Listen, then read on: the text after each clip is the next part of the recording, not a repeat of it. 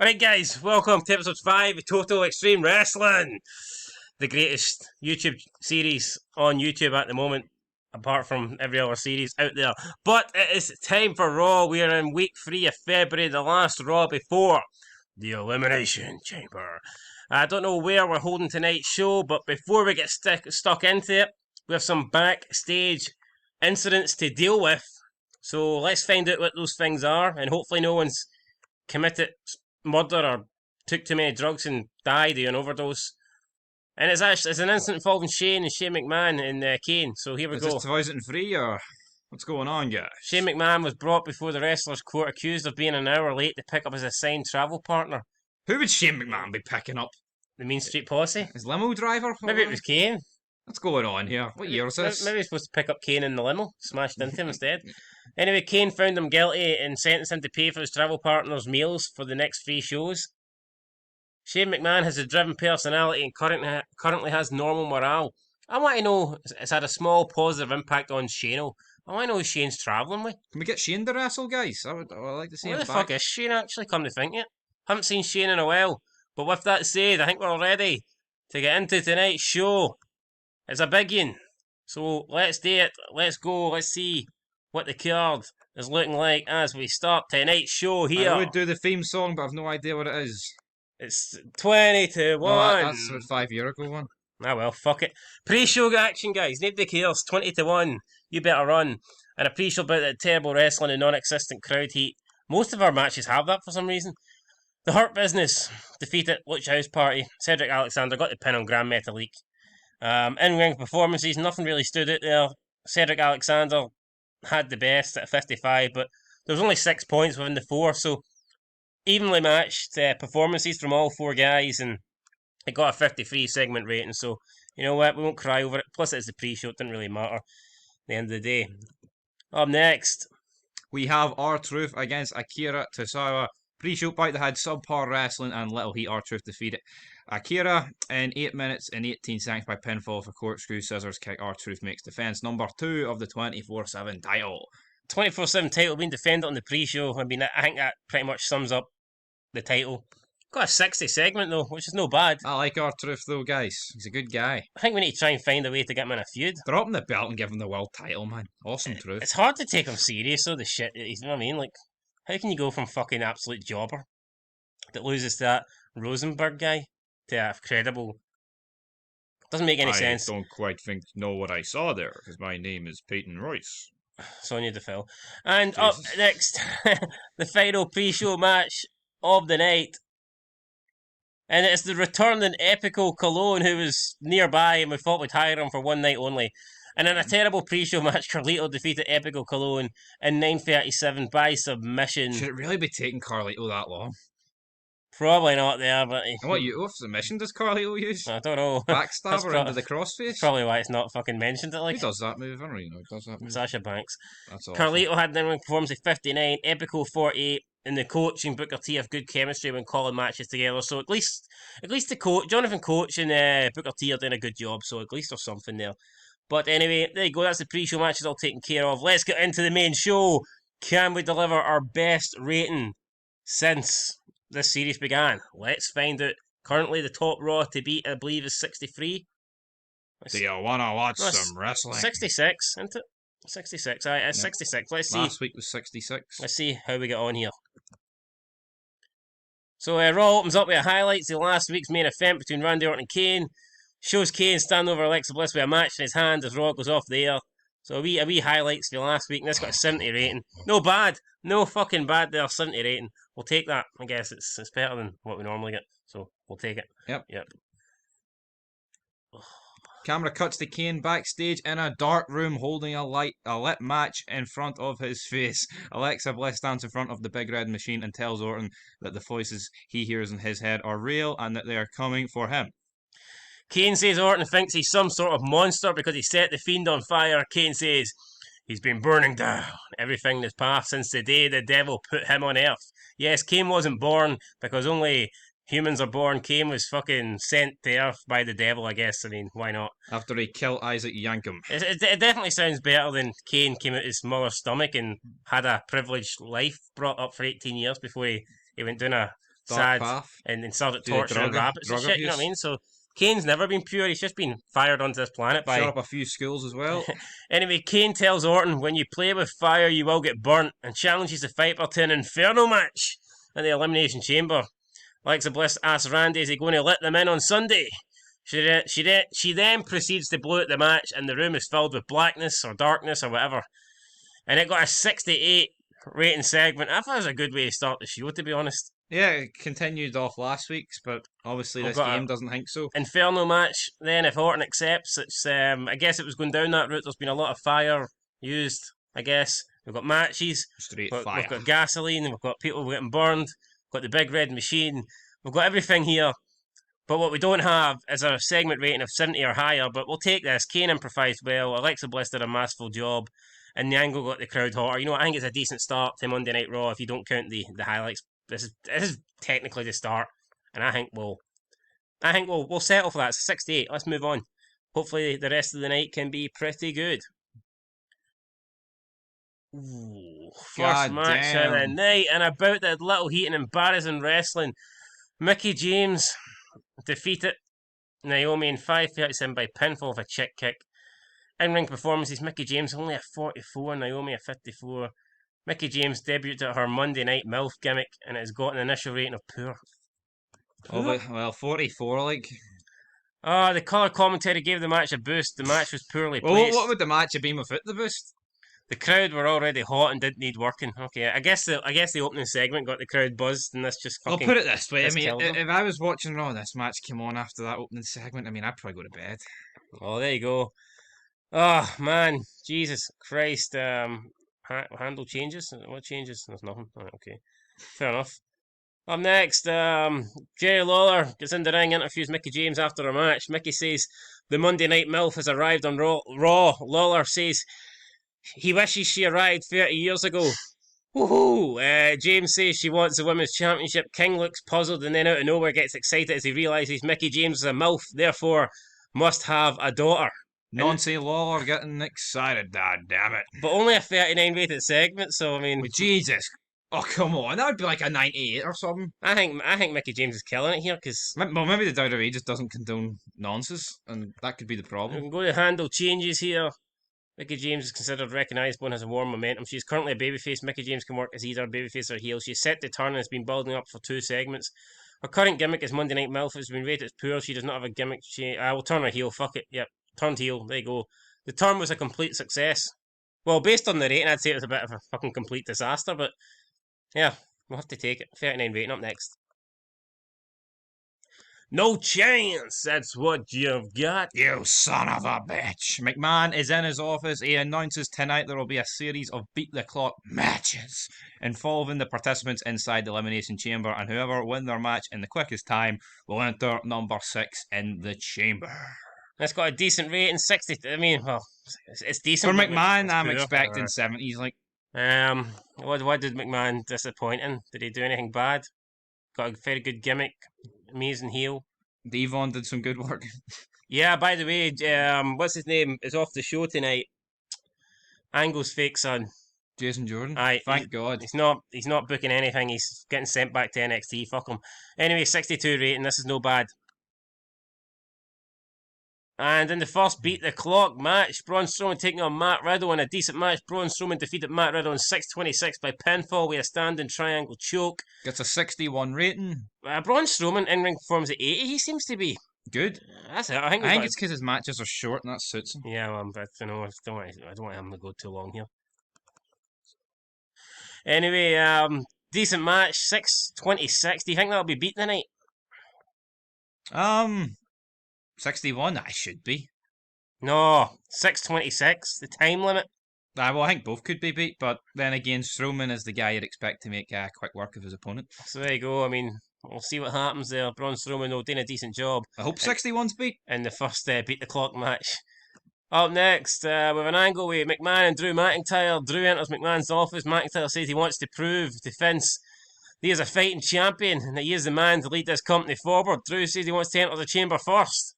McMahon says if Drew wants to impress him, then grow a set of balls and show some ruthless aggression. McMahon says tonight, Drew will face his best friend, Sheamus. What is that whole gimmick like? That's pish, isn't it? I know, it's fucking atrocious, man. It is. That's It the only thing really I'm going is. with. Oh my god! I thought I had him off the show. It's not. Jason Jordan's appeared. He's killed us And again. McMahon clearly enjoyed having freedom to go off the script.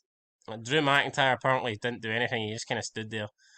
But Jason Jordan's going. I'm sorry, guys. It's nothing against him. Can we have Kurt Angle come back and just kill him and pretend he never existed? That'd be great. But 70 ratings. It's a decent segment. Get a few lessons for his pal Ben White. Maybe if we let someone else book this or let someone else agent this, it would have did a bit better. But you know what? It didn't. So 70 guys. We'll take it.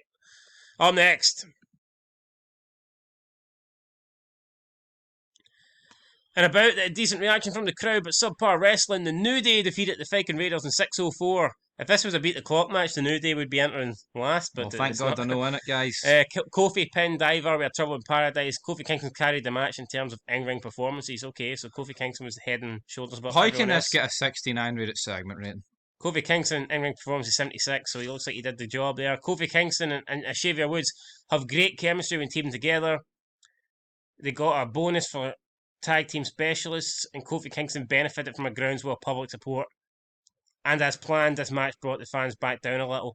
Oh, it seems Kofi Kingston's over. I know we don't really like him, but he seems to be over. So to me, maybe he needs a push. Well, if it's best for business, even though I don't think it is. Well, the fans are into him, right? So, well. Kofi Mania running wild. Well, too. Well, at the moment, have we got any plans for Kofi Mania? No. Oh, maybe we'll make a decent catering selection. Maybe can you wonder what his cooking skills are like? Curry and fried rice. Anyway, next. Wouldn't mind some, son. New Day announced they want to challenge for the didn't that wee mad spinny thingy. Oh, Jason Jordan. Tag team championships at the Elimination Chamber. Why? Because it's a new day. Yes, it is. Kofi Kingston improvised with. Oh my god! I thought I got this guy off the show. He sneaked in. He's fucking sneaked in and ruined it. Jason Jordan could have done better as a road agent. Awful. Why would this guy be a road agent? He's pish. Plus WWE feels sorry for him, probably handed him a job. It's not even like he's actually Angle's son. I know. It was legit. I mean, you can understand them giving the job to like Vicky Guerrero and stuff, but not this fucking guy. Jason Jordan. Jesus Christ. Don't anyway, J your ass on out of here, jabroni. 70 rated segment. On next, Alexa Bliss comes out onto the entrance ramp to interrupt them. She tells them that it is a new day, but it's going to be a bad day because she has a new toy and she wants to test it out before she plays with it this Sunday. And that's got a 71 segment rating. I mean, the ratings have been alright, I think, tonight. Again, Kofi Kingston worked well here, so new toy, what could that mean? Unless your name's King, like, I mean, the ratings have been alright. It's a big red machine, Kane. He comes out. He's basically challenging the New Day here, and in a decent match, Kane defeats the New Day handicap match in 8:42 when Kane pinned Xavier Woods with a tombstone piledriver.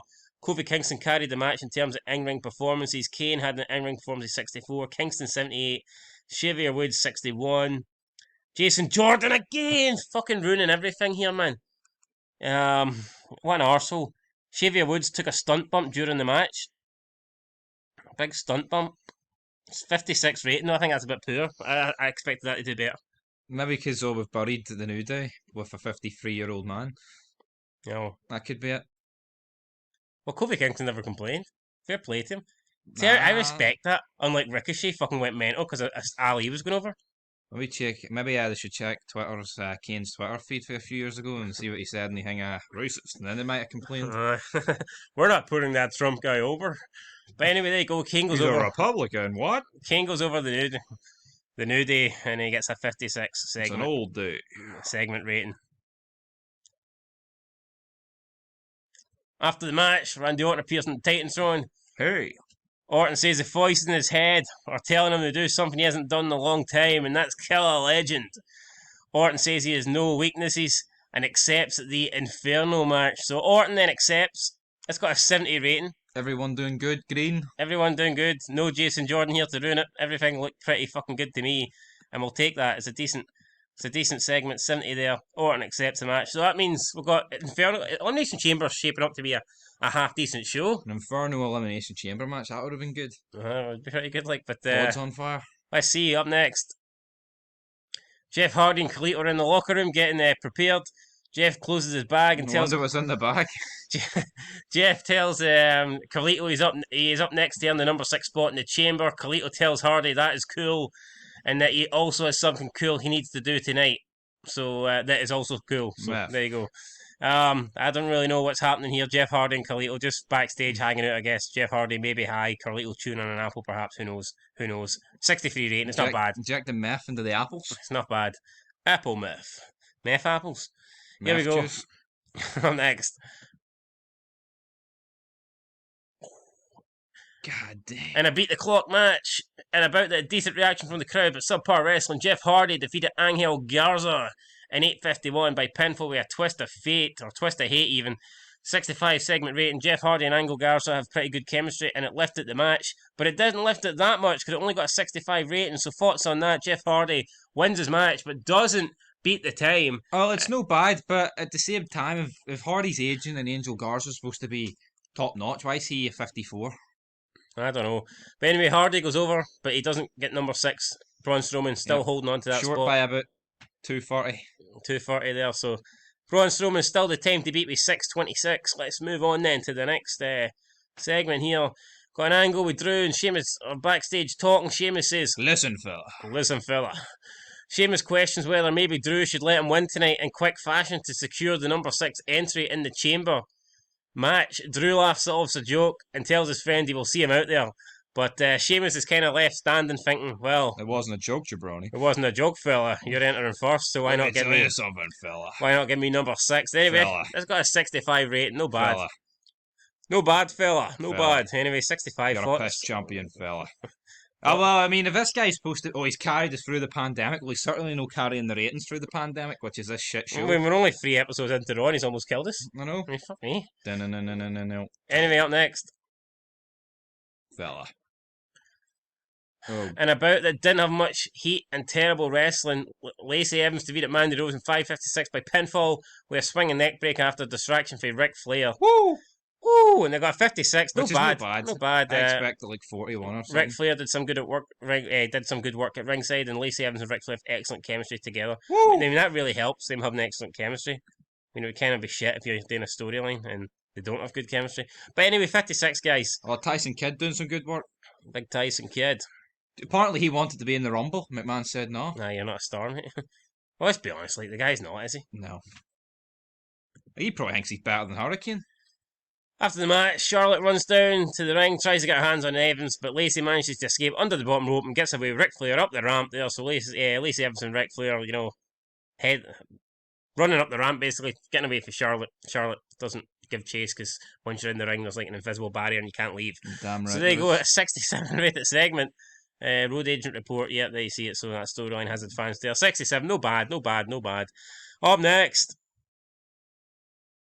in the third beat the clock match of the night, and about that good heat and decent wrestling, but an absolute shite rating.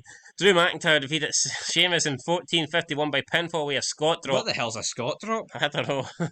A ratings drop, perhaps? Sounds like a sweet or something. Anyway, it's a 62.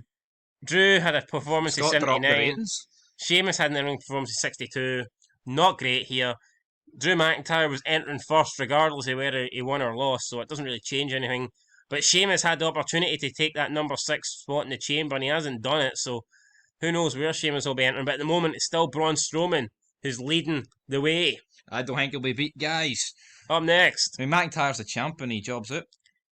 Ric Flair and Lacey Evans are quickly leaving the arena and get stopped by Charlie Caruso. Flair says if Charlotte wants him so bad then she can get them at the Elimination Chamber and he'll beat the bitch like he should have did when she was younger growing up. By God.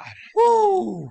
Flair tells Lacey to head to the hotel room and he'll join her soon. So Ric Flair not leaving at the moment, heading back to his changing room or locker room for something. I think he wants a word with the guy who made this game because a 48 rating's a disgrace here. I agree. Ric Flair looking great. But not according to the segment rating. Well, he looked great, but probably didn't actually look great. Felt great, but looked like dog shit. 72-year-old of shit. Ric Flair got a bonus for decent improvisation. Ric Flair got a bonus for legendary gimmick. I mean, nothing really bad's happening here. Segment rating got a bonus from the Road Agent work of John Laurinaitis. So there you go. I mean, that did alright there, that stuff. Anyway, up next. We've got an angle with Jeff Hardy and McMahon. After the match, Jeff returns to his locker room to be confronted by the police. God damn it. The officers have searched Hardy's bags and found an illegal substances. Full pound of the blue stuff. McMahon appears. He tells the officers he needs that man. That man is part of his main event on Sunday. But to no avail, the police don't listen, and Jeff Hardy is escorted out of the building. Heisenberg. And this got a 73 rating, which is pretty good. So The best thing on the show. Jeff Hardy is getting 73 rating of pure. taken out the arena. And does that mean his place in the Elimination Chamber is up in smokes? I don't know, guys. It could Gustavo be. Fring taking his place. It could be. Jeff Hardy. He's blowing it all up, guys. He's fucking smoked it away. Up next. In the fourth beat the clock match of the night, and about the decent reaction from the crowd but subpar wrestling, Bobby Lashley defeated Keith Lee in 7:28 when Keith Lee was disqualified when Carlito ran in and attacked Bobby Lashley with a big backstabber. Can you know it did it 2 minutes earlier? Yeah, well, Bobby Lashley's not in the fucking chamber, so it wouldn't affect him. And Keith Lee didn't win, so. See, actually, if it's even they did that, you could have just got purposely disqualified. Like, you could have got, if you were on a team. Yeah. Cool. There were times when there was a definite lack of psychology on display after the match had a tendency to drift a little. Drift away. Well, I guess Bobby Lashley only had an in-ring performance of 59. That's not good. Well, we need to try and improve Bobby Lashley. I don't really know what's happening here. Handle changes. What's happening here? MVP is considered MVP. Can work. His current gimmick is cocky, which is rated as being very good. He's in the process of preparing to debut at Black Power as his new gimmick. Change that gimmick, we need that. MVP is now using the Black Power as a gimmick and has received an initial rating of adequate. Oh, for fuck's sake. This rating is likely to rise over time as fans get used to the new gimmick. A legitimate gimmick gives a large boost to menace during angles, can be penalised for losing to a comedy gimmick, can be penalised for losing to a gimmicky cartoonish gimmick, will be penalised for taking part in comedy bouts. Well, he's not going to be taking part in comedy bouts because he's going to be fucking beating up all the white guys, isn't he? So. And the jobber black guys. So there you go. MVP is. We want black power, not jobber power. 60 rating, no bad there. But Keith Lee will not be entering number 6. So we've got one more beat the clock match remaining. And it's featuring AJ Styles. Who's his opponent? I am. Will he beat the clock though? Will he beat the time? Who knows? But we'll find out here. But up next, it is. So after the match, Carlito signals that he wants the United States Championship and it will be around his way soon. MVP grabs a mic and says that B-rated Mexican ripoff could never beat the Black Destroyer Bobby Lashley. MVP says Carlito may as well be inside the cell like Elimination Chamber this Sunday because Bobby Lashley is going to bend him over and make him his bitch. So there you go. Prison rape. MVP saying that if Carlito wants a shot at the US title, he can have it this Sunday. It will be Lashley versus Carlito at Elimination Chamber. Belt on the line. 56 segment rating. Carlito struggled when going off script. Really? All he did was signal it was going around his waist, guys. Jesus Christ. Maybe he signaled wrong. He signaled his fucking eyes or something. MVP improvised well throughout the segment. So I guess, at 56, man, it's not great, but we'll take it. We'll move on. Up next, we've got an angle with oh my god, McMahon and Charlie Caruso. Charlie interviews McMahon. McMahon says there will be a 10-man over-the-top battle royal tonight to decide who will take Jeff Hardy's place in the chamber. Well, he's gone. Well, but who posted his bail? Come on, something to get him bailed out. McMahon's bankrupt. His name money. He's probably paid him too. He's probably bailed him out that many times. Where's Meth Hardy? Get his Matt. Where's Matt? Get Matt on the scene. Where's Big Money Matt? Name money Matt. Big Meth Matt. Big Money Matt and TNA is probably paying him about $2,000 a week, or $2,000 a month even. Have me on my bank account. Oh, well, have you? Not the rating these bets are going. Anyway, I've got a 10-man battle royal over the top rope. Who's going to get that spot? Are you ready? So, 10-man battle royal is we've got Andrade, Drew Gulak, Elias, Humberto Carrillo, Justin Riker, John Morrison, Mustafa Ali, The Mist, Titus O'Neil, and Tucker. What a fucking 10-man match that is. Tuck into that one. In a terrible match, Mustafa Ali won a battle royal in 9:40. The other members of the final four were John Morrison, Andrade, and Elias, with John Morrison being the final elimination. John Morrison got the most eliminations over the course of the match. So John Morrison looked like he kind of stole the show. I don't know what happened. Maybe Retribution came out and bored us to death. The match was poorly placed. The crowd were already hot and didn't need working. 56. God damn it. Anyway, even if a battle royal's filled with jobbers, you can't really go wrong with it. Yep. No chance. That's what you've got. Down. Mr. McMahon comes out and tells Ali he's defeated WCW, the New World Order, which he actually brought in, like, let's be real, and TNA only lasted a few weeks, guys. McMahon asked Ali, did he really think some mid-carder with a few jobbers from the indies as backup could really take him down? He's got a real point here, McMahon. McMahon says it doesn't matter as he is the bigger man and congratulates Ali on a big win. However, there is one more man competing for the Elimination Chamber spot. It's got a 65 segment rating, but McMahon says it's not over. McMahon says there's one more guy. Who's it going to be? Bill. Well, it's a big show. The one time I wanted to see him. It's a big bad show tonight. Show. It was a big bad show. Big bad match, alright. 39 rating. Holy shit. In an extremely short match, Big Show defeated Mustafa Ali in 5:18 by pinfall with a choke slam. 5:18. He seemed off his game. It's not a beat the clock match, but this would have gave Big Show. and it's 8:15 backwards. So. It would have given him the number 6 spot, but unfortunately, all it does is put him in the chamber. Mustafa Ali is out the chamber and Big Show's in. So Mustafa Ali's spot in the chamber didn't last long there. Just like a spot in the fucking, just kind of like a spot in the real chamber match. He was not really even in it, was he? He was in it and then he was out it. He was in it before actually. He was in it but never even entered it. There you go. Never even entered the door. Jobbed out because of an injury. Big Show seemed off his game. Doesn't he always? The match cooled the crowd a little. The colour commentary gave the match a boost. So anyway, Big Show's back on Raw. Oh, it's your coming. Yeah, Big Show. The big friendly Jai. 39 rating. God damn it. Up next, AJ Styles is shown walking down a backstage hallway on his way to the ring. AJ, up next, 73 rating. Weird how you can just walk backstage. I put effort in, guys. This show fucking who's most over walking down a never-ending corridor. And the final beat the clock match of the night and the main event of the evening. We have AJ Styles. What? AJ Styles versus Randy Orton. In a superb match, Orton defeated AJ Styles in 6:51 by pinfall with an RKO. So Styles couldn't even get the win. Orton when in-ring performs 84. Styles when in-ring performs a 77. Okay, the match deserved better commentary. But a 60 rating, man. Maybe it went too long, I don't know. Dirt sheet. What happened? See, I see the name Jason Jordan. Segment with a rating bonus. Agent working Michael Hayes. Orton was penalised for holding back. AJ was penalised for holding back. AJ was penalised for declining physical abilities. Segment rating was penalised for odd, both heels. Announcing quality. Oh my god. Alright, okay. I thought I would have did better, but yep. Orton wins, so. In one of the better matches you can actually do these days. Unfortunately, Orton won, but, you know. We've been jobbed out big time. I mean, Isaac, I mean, if the New Day can get like a 69 or whatever it was, I mean, why can't Randy Orton and AJ Styles in the main event, guys, get a goddamn higher rating? Well, AJ is phenomenal. Like, I'm just not feeling that rating. That's it's pretty poor. Nope, definitely. Very poor. Anyway, up next, is that it? Nope. Orton celebrates after the match, doing his signature pose on the middle rope. Alexa Bliss interrupts Randy and says that was a nice little victory, but he won't be the winner this Sunday. Bliss says Orton took everything away from her, and now she won't stop until Orton has nothing left. Bliss says everyone has a weakness and points to the Titantron, and that's got a 74. Well, it's picking up from that awful match, but Alexa Bliss did a masterful job improvising and interactions with the crowd. What's on the Titantron?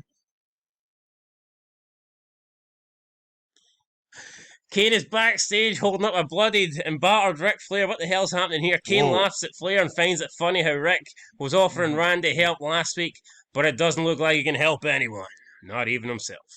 Orton attempts to head to the back, but Kane does his mad fucking arms up in the air, bring them back down posts, and the ropes are on fire, so Orton's stuck in the ring.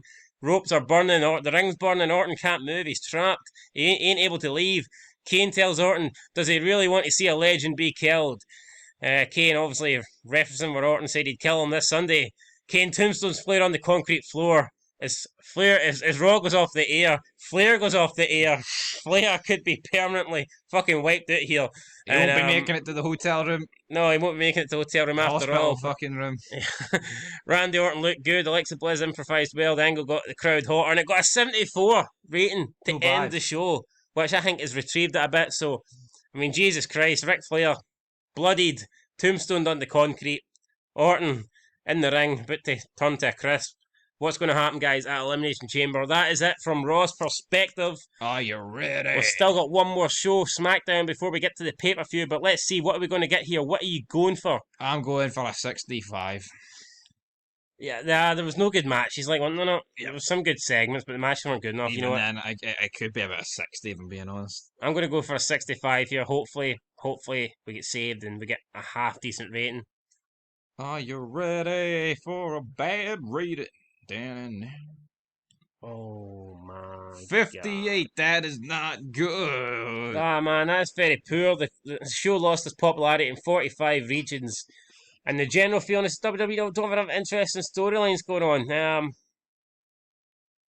Well, I'd probably argue besides the main one and Jeff Hardy getting carted away, that's probably about right. Well, The Ric Flair storyline, I mean, if he's dead, it's dead. He's the only guy relevant. yeah, I mean, I don't know. Thoughts on that, man? I mean, that is, yeah, it's not good.